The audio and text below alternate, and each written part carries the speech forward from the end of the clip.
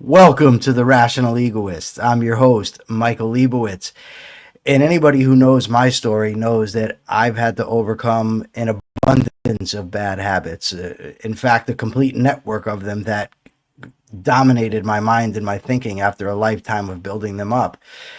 So I'd love to have anybody on who can talk about how to break such habits. And today we have somebody who's well qualified. He's a licensed clinical social worker with 50 years of experience, primarily in community mental health, working with children, couples, and families as a clinician, supervisor, and clinical director.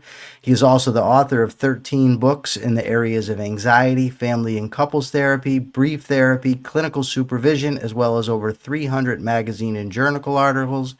Robert Taibbi, welcome to the show. Thank you. Thank you. Thanks for inviting me. So I always like to begin by defining the terms that we're going to be employing, just so everybody can get a firm grasp of what we're discussing. So what exactly is a habit? Yeah. Well, prior to, I just looked this up. The number keeps changing, but they say that 45% of our daily behaviors are made up of habits. So habits are things that we do automatically. You don't think about it. It's not a decision. It's not oftentimes conscious. We're just kind of going on auto. And and habits are habits. They make our life efficient. If you had to think about, had to take 10 minutes to think about what you're going to make for breakfast every day, your life would get much slower. So it's an efficient kind of way of running our lives.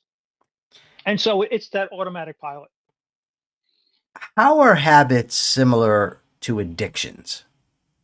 Yeah, I'm not an addiction specialist, but the difference habits are, again, the automatic behaviors that get triggered. Addiction is oftentimes a more physiological kind of thing. If someone's addicted to alcohol, their brain chemistry has changed. The alcohol affects them in a different kind of way. It's not just automatic behaviors, Okay. and oftentimes the addiction then kind of takes over. Now, why do we even form habits? Like, I think why? it's What causes a specific behavior to become a habit that we develop? Yeah, I think a lot of times, especially if we're talking about bad habits, I think a lot of times it's driven by some anxiety, some emotion that we discover that whatever our habit is, it helps reduce some of that. Again, you have other habits. If you're learning how to play the piano, you're going to practice scales, and you're going to get the muscle memory of, so it becomes a habit. So you don't have to stumble when you hit a passage in the music. That's kind of a different kind of scenario. But when we're talking about a lot of habits that people want to break, if they pick at their hair, or I used to work with people who cut, when they get overwhelmed, or, again, what's that fine line between an addiction and a habit? Does they cross over into one over the other? You know, it's about a response to some kind of emotion.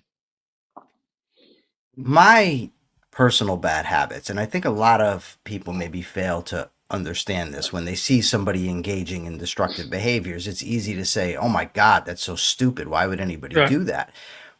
But these behaviors, no matter how destructive they are or appear to others, they fill a need, Yeah. right? That they satisfy something. So when I was a teenager, I developed an alcohol addiction. Now I understand there may be a distinction here, but nonetheless, the alcohol filled a need. I was a very insecure teenager. I was socially awkward, and drinking that alcohol gave me confidence. Now I also Right. used to wake up with hangovers and heartburn, but nevertheless, there was still a need being filled, no matter Right. how destructive the alcohol addiction was. Yeah. And I'm guessing that's the same with most, if not all, bad habits. Yeah. I think that's true.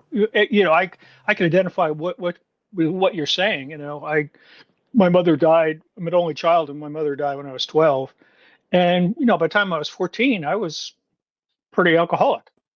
I'd be sticking, stealing stuff from the liquor cabinet. And what it gave me was, I felt relaxed. My head wasn't racing. I could kind of slow down. You get that positive feedback, and you get that dopamine hit.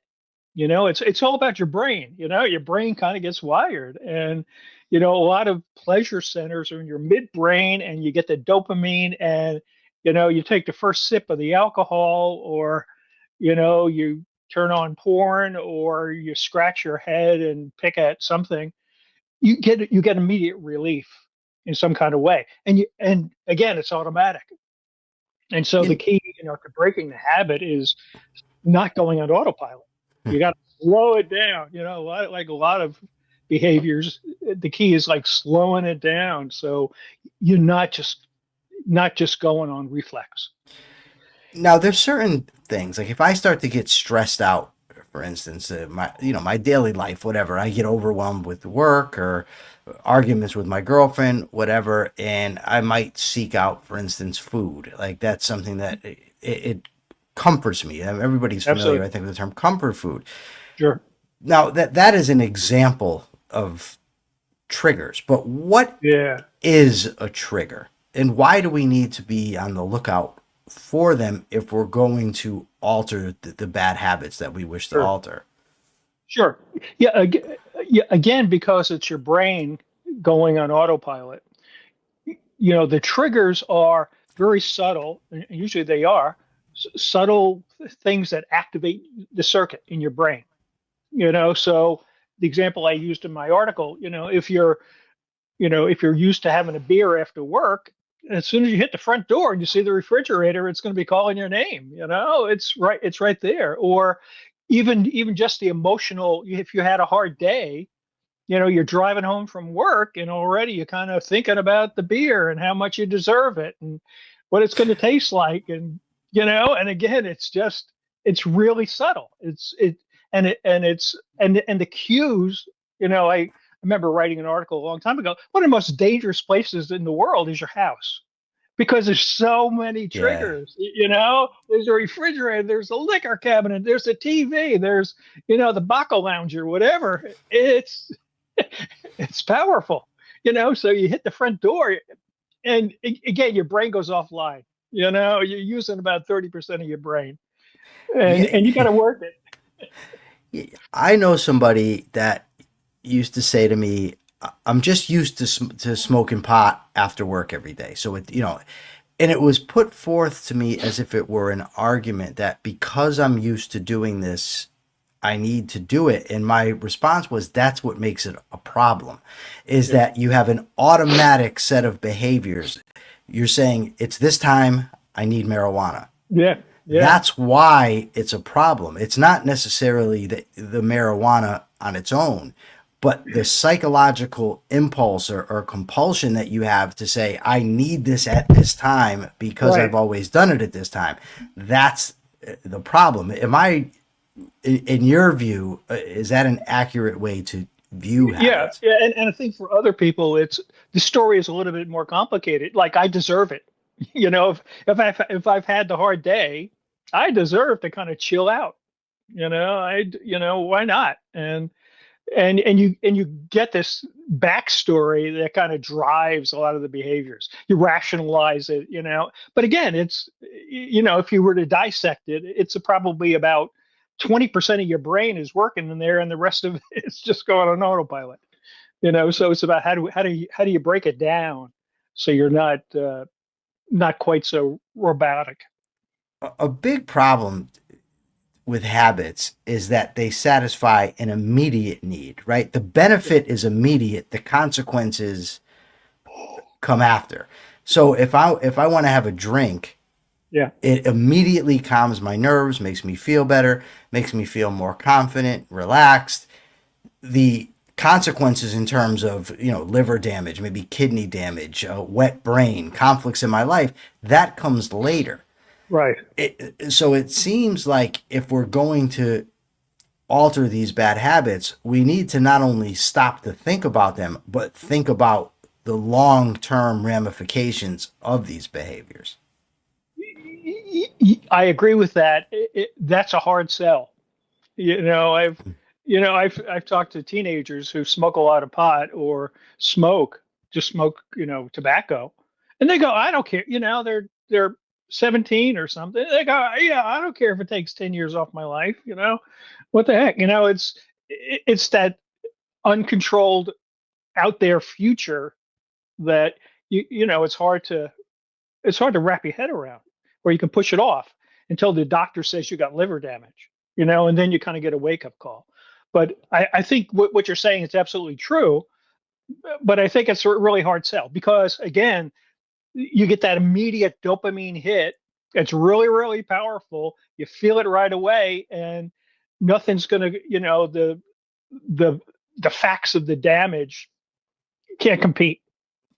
You know, I'm just thinking about my own problems with bad habits and this dynamic, because I have slightly high cholesterol, and my doctor says I have to lose weight, which I have, and eat a little bit more healthy. The problem is, each time I can look at, well, this one cheeseburger is just not going to Right. push my cholesterol, Yeah. over the top. I can afford to have one cheeseburger.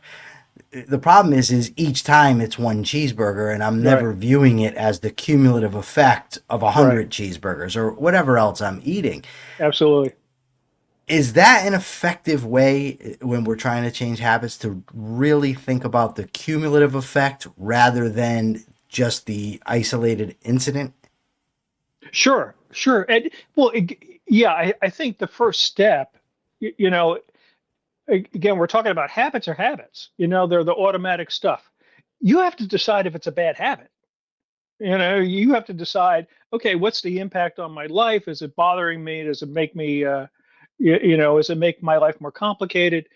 That's kind of up to you. But then it's about a motivation and intention. I need to work on this because it's a monkey on my back. It's controlling me rather than I'm controlling it. Or yeah, I got scared because I have a friend who had liver damage from drinking too much, and it scared the heck out of me, and I need to pay attention to it. So the initial motivation. They talk about in the research, the initiation stage where you get pumped up about it. The next part, though, is you need to deconstruct it. I just kind of look recently at James Clear's book about atomic habits, and he talks about that same deconstruction. But he says, don't set goals. He said it's about the hard work is going to be changing the process. What are you going to do on a Tuesday when the beer is calling your name as soon as you hit the front door? You know, maybe you can rationalize that one beer isn't going to hurt me, but what's your intention? What's your worry? What's the goal in terms of changing those kind of dynamics? Can I stop at one beer and that's fine? Or no, I know me and I'll wind up having three or four, and it's every night, and I need to learn how to. And what I say to a lot of my clients is, if you want to change a habit, you want to be curious. You want to take an experimental scientist kind of perspective. Don't do a campaign. Go, all right, I'm going to stop drinking now, and or I'm never going to bite my fingernails ever again, because that's a disaster. You're overwhelming your system. You're not thinking through the process, and so the hard work is going to be, you want to be curious. I'm going to try to drink less beer during a week. I'm going to try skipping Tuesday just to have more control. What you're trying to do is break that circuit of automatic response. If I can walk in the front door, see the refrigerator, and not open it, within 5 minutes after I hit the door, this is great. Yeah. This is what I'm trying to do. Is this, you talked a couple times about habits, sort of you're on autopilot.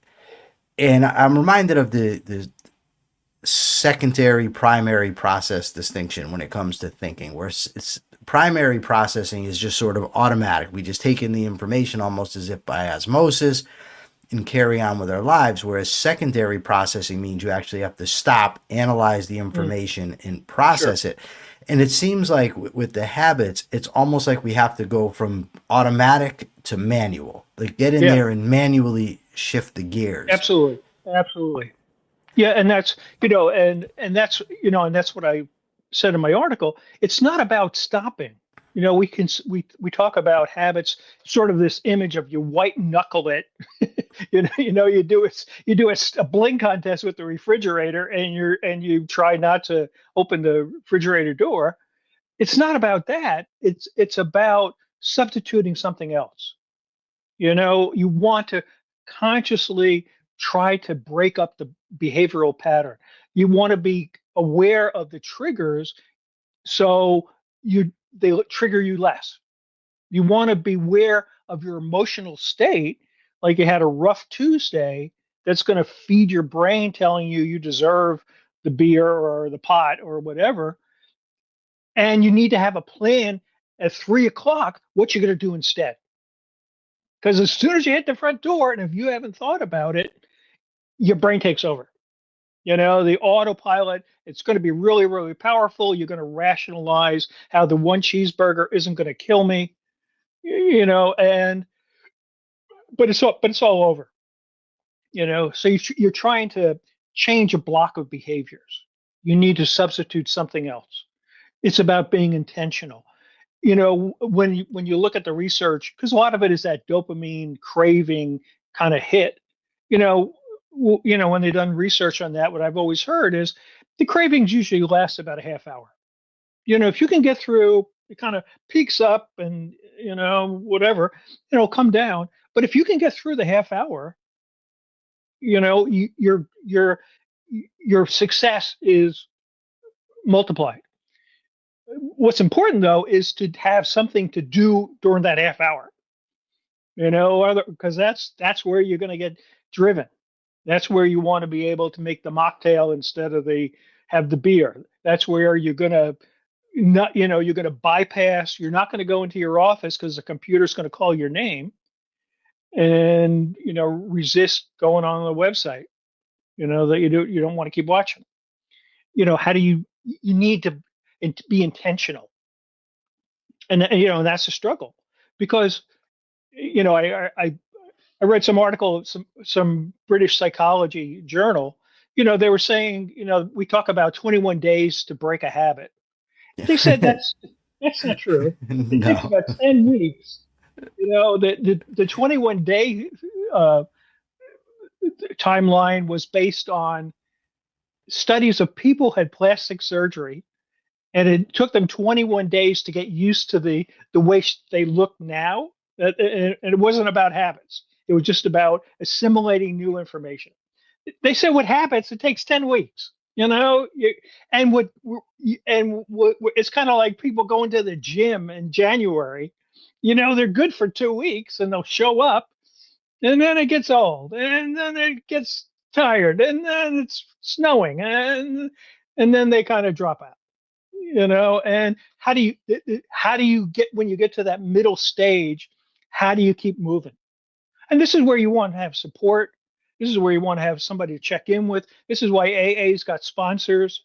You're having a rough day, and you're wanting to drink, you're going to call somebody up. You're not going to try to white knuckle it by yourself. And I think that's important in terms of mapping out a plan for yourself. So again, you have the resources to not fall off the horse. And I say to people, it's okay if you fall off the horse, just get back on. That's going to happen. Don't beat yourself up. Don't use it as a rationale to say that you can't do it and you shouldn't even try. And who are you kidding? No, you're going to get back on the horse and see what happens. You're going to get somebody who can talk you off the ledge when you start to have a craving.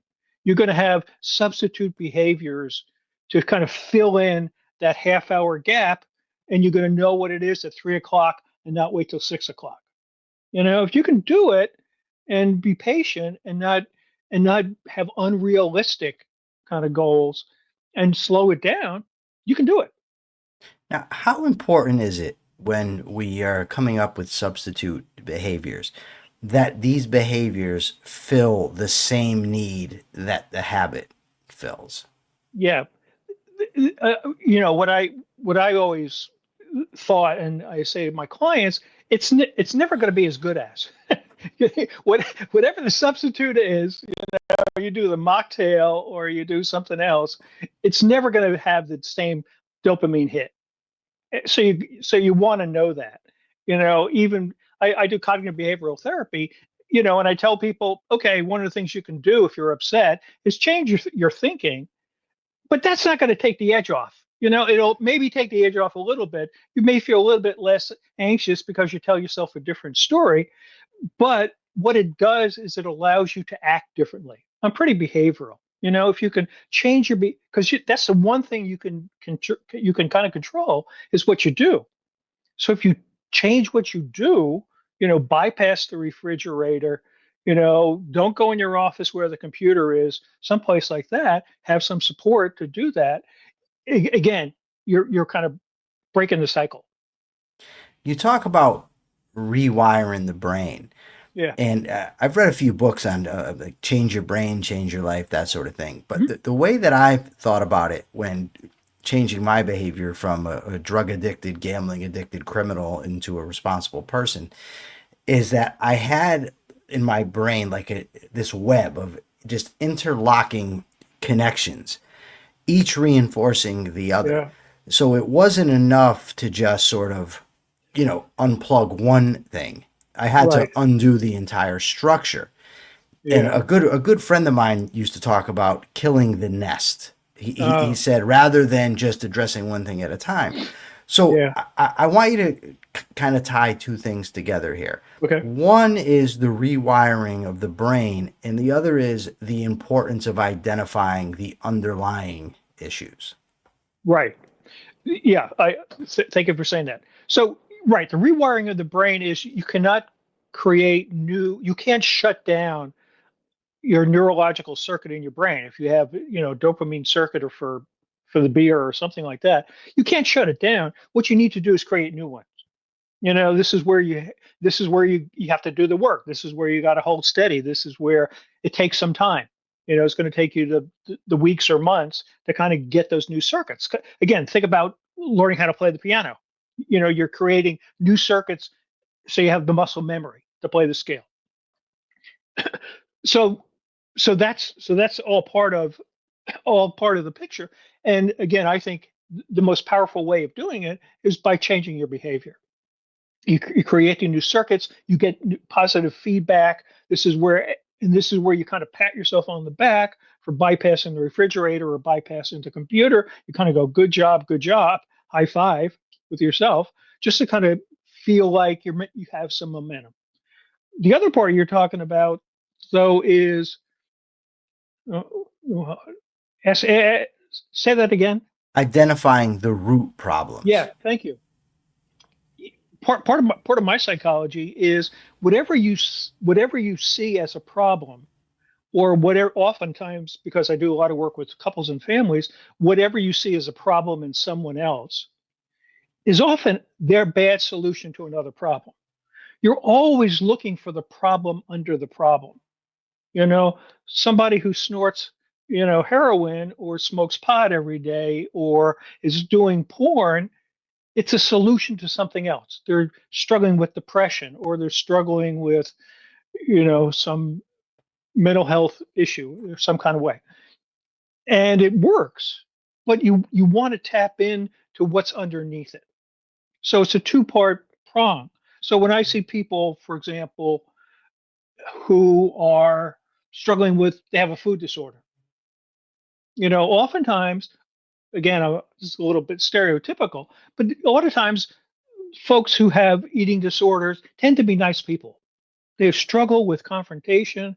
They struggle being assertive. They kind of become martyrs. They kind of overdo and become over responsible. And so we need to work on two parts of it.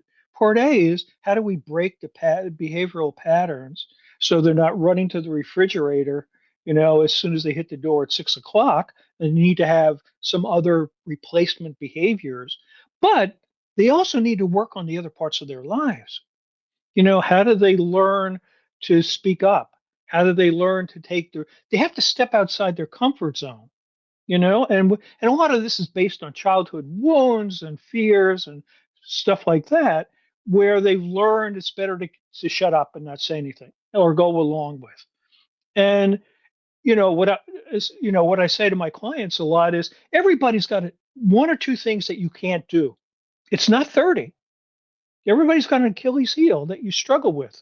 You struggle regulating your emotions. You struggle with being assertive and not walking on eggshells. You struggle with letting go of the past or stop being perfectionistic or self-critical. Once you figure out your Achilles heel, you need to work on that, because that's the thing that's going to undermine your life. This is about running your life. It's about, how do I run my life better? And part of it, I tend to do short-term therapy, because I don't think you have to be in therapy for 10 years to fix your past. You fix your past by acting more adult in the present, and then find out that what you think is going to happen doesn't happen. That's kind of the antidote to most anxiety. You got to run towards what you're afraid of. And if you do that and find out that I didn't die, people don't hate me, all the childhood garbage that you associate with stepping outside your comfort zone, then it changes your view of you and the world. The world is less scary than you thought, that you're more powerful than you ever believed, that you can change and do things that are hard. And that's the lesson. That's what you're trying to do. But back to your question, yeah, you want to be curious about, again, the same attitude. You want to be curious about what's the driver underneath. Kind of what you were saying. It's the nest. What's my big life? Where's it getting stuck? What do I need to repair? What behaviors do I need to uncouple? And a lot of times, this is where you go to therapy to help somebody ask you the hard questions. But you can do it yourself, self-reflection. Albert Ellis, when I first read his book, The New Guide to Rational Living, he talked about what you just said, that it's not about what happened to us in the past. It's how we think about it now. Yeah. That's the problem. Right. So when it came to this, there's so much here. Wow. But when it comes to discovering the core beliefs or the underlying problems, one of the methods that I used was the downward arrow technique, where you say, okay, why'd I do this? Why? Yeah. And you get to get to where you're trying to go. And I discovered that I was committing thought distortion somewhat regularly. Mm-hmm. One of them was magnification, blowing things out of proportion, mind reading, thinking I knew what other people had in mind based on very limited information. And I also came to realize that a big part of my problem, my insecurity, stemmed from abandonment issues because of childhood neglect, my mother, almost dying, things of that nature. But I tried to apply it to, the problem is right now I think I'm unworthy. Yes, I could go and look for all the antecedents, but the bottom line was, if I don't change how I'm thinking about myself in relation to the world now, I'm going to have this situation, this issue. And one of the, sort of ancillary benefits, and it was huge, of doing thought reports every day like that, was I would write down the situations that I was worried about or that caused me stress. And then I would always go back and see, okay, how am I making progress? What's happening? And one of the things I realized that wasn't even an intention of the exercise was, virtually every single thing that I worried about, catastrophized about, and just, was distraught about, none of it ever came to pass. None of it ever amounted to anything. So not only was I able to learn what was stressing out, what were my issues, but also a very real life experiment. It was like I was putting forth hypotheses. This is going to be a disaster. This is going to be a disaster. And none of it was. Now, you talked about how even when, we rewire our brains, those old circuits are still there. And I have a very good friend, my best friend, really. And I don't know if you know, I spent 25 years in prison. And this guy was my cellmate for 11 years. And we were best friends before that. We're still best friends to this day. And he and I worked on changing together an awful lot. Wow. And I know the work that he put in. And I was talking to him the other day. He's still in there, and somebody threw hot coffee on him. And he told me that he was able to tell himself, this isn't worth responding to. It's not worth throwing everything I have away. I'm not going to get into a fight. He did all that stuff, but he told me that the underlying thoughts were still there. Yeah. Other people are going to think I'm a bitch. I'm Yeah. Yeah. looking soft. And what he said to me, and I think it's true, is those old values will never entirely go Right. away. Yeah. And I find it the same thing. But how I react to it and what I do with it doesn't have to be the same. Right. Right. Yeah. And a lot of times, if problems kind of come and go, I'm always coaching folks to go, okay, why now? Why today and not yesterday? And usually it's about stress or you're feeling vulnerable or something is going on. This is where you start to use old problems as red flags for other problems. This is what we just talked about. What's underneath? How come today and not yesterday? Well, because I didn't sleep well, or I'm stressed out about work or something. And so whatever the thing is, fighting back or getting the beer or something kind of is going to kick up. And, again, I work with a lot of folks with anxiety. I kind of suggest the same thing you say you do. I tell them, I say, okay, check in with yourself every hour, every 2 hours on a scale of 1 to 10, where 1, you're flatline, 10, you're getting psychotic. See how check in with yourself. You get up to a 3 or 4, you want to act, because you get up to a 6 or 7, it's all over. The automatic behaviors kick in. You're going to start to rationalize. You're going to go on autopilot. So you want to catch it. You want to train yourself to catch stuff at 3 or 4. And what happens at 3 or 4, you kind of go, all right, I'm getting irritable, or I'm going down a rabbit hole, or I'm just getting anxious, or whatever it is. And the fork in the road is this kind of rational anxiety and this irrational anxiety. I'm feeling anxious because I haven't heard back from my boss about the work schedule. I don't know when I'm supposed to go into work, or I'm worried about my daughter. She was coughing. I'm worried she's sick. If it's a real problem, you want to act decisively. Call up your boss, find out about the schedule, take your daughter to the doctor, get it off your plate. Don't dither. Now, a lot of folks who are kind of perfectionistic tend to dither. Not only do I don't want to call up the doctor and get them upset for something that's so minor, and one of you can't see me until Tuesday. Just do it. just do it. If there's not a real problem, I'm starting to go down a rabbit hole. I'm worried about a meteor is going to hit my house, or just it's about, I got to lower my anxiety. This is about me calming myself down. This is me so I don't fall into my bad habits. This is about me doing something reparative. Don't go down a rabbit hole worrying about, don't start looking up meteors on YouTube, because you'll get lost.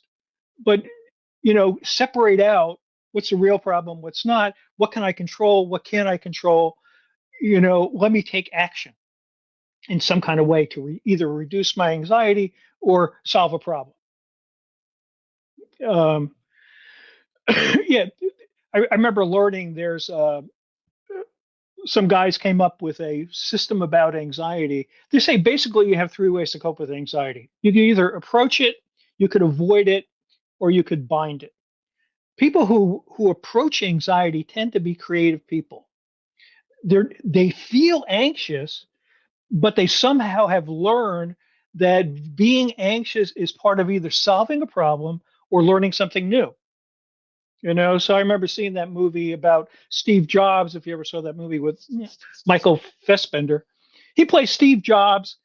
The whole thing was about his failures. The first scene in the movie was Steve Jobs made the little Macintosh computer. He thought it was going to sell 2 million units in the first 6 months. It sold 800, and he got fired from Apple. It was a disaster. But the guy was creative. He moved on. He tried different stuff. He was able to kind of approach his anxiety. That's how you want to be. You want to be able to approach anxiety so you can be creative. What a lot of folks I see who come see me for anxiety are anxiety avoiders. What happens is the feeling of anxiety is the enemy, and I got to kill it. I got to smoke pot.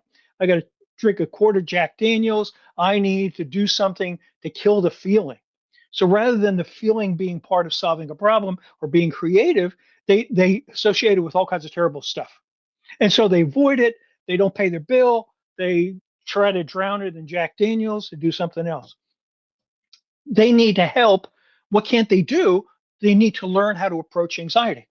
They need to learn how to separate out rational from irrational anxiety. They need to learn to be decisive and not be afraid. They have to do something different from what they did as a kid to be more adult.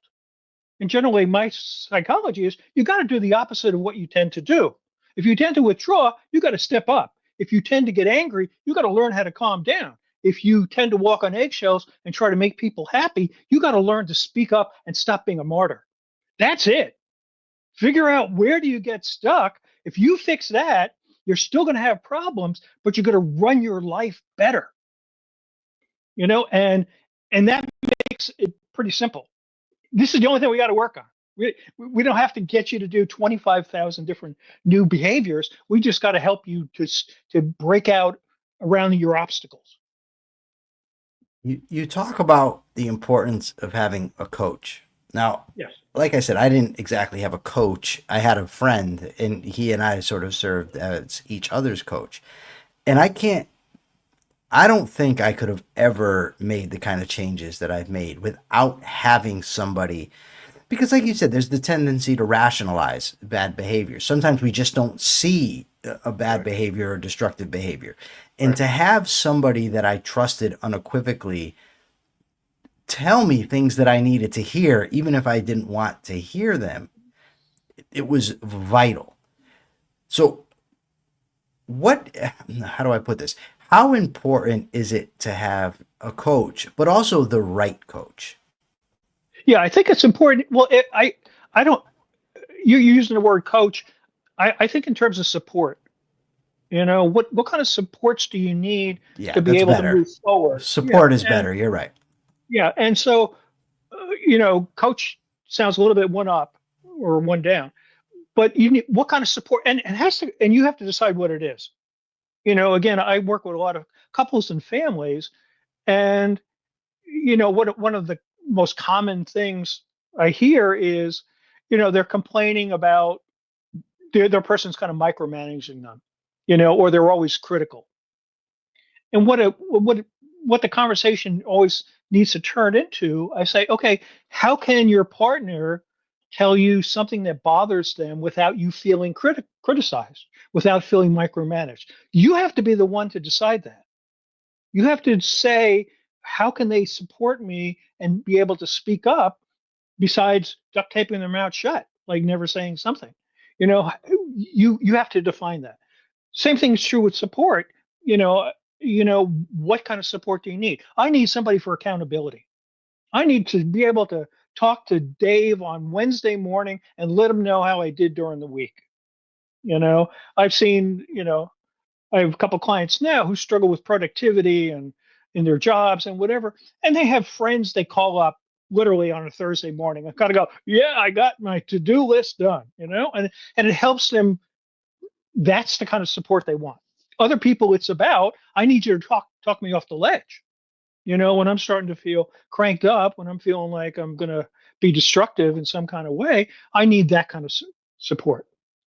But you're right. I mean, to do it solo is really, really difficult, because you stay in your own head, the automatic habits are super powerful. The subliminal triggers are, going to kill you, and what kind of, you tell me how I can help you most.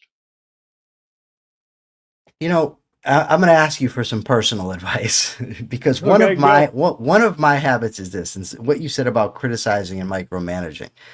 I'm a criticizer and micromanager. Part of the problem is I spent decades with self-criticism and micromanaging my own thinking.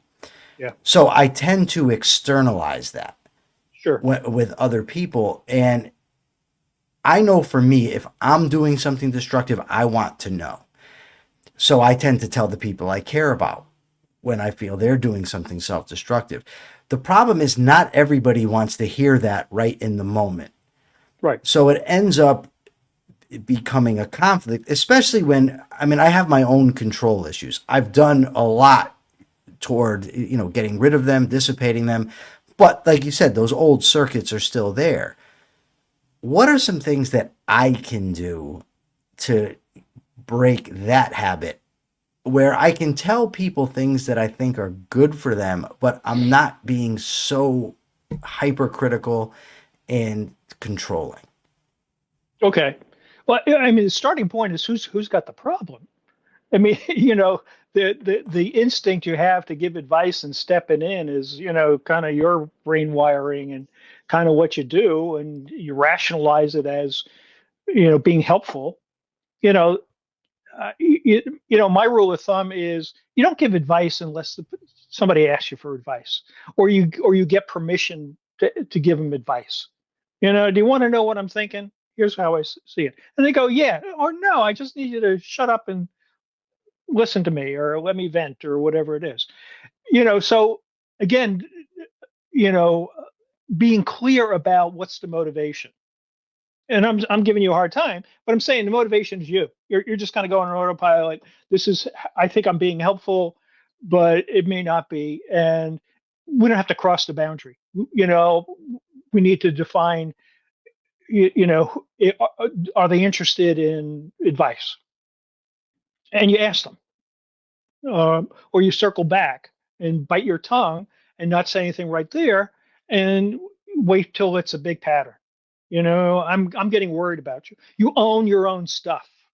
Yeah, I mean, this. You go. I'm the guy I'm worried about you. I'm seeing what's going on here. It's about me. It's not about you. I'm not trying to tell you what to do. I'm not trying to be critical. You say what you're trying to. You say the obvious. But I'm concerned. And you talk about soft emotions, and you talk about you. And if it goes bad, and they start to raise their eyebrow, or they get upset, or whatever, new problem. Now you circle back. Now you patch up. Now you repair. Now you try to correct the miscommunication. But you can only live in the moment.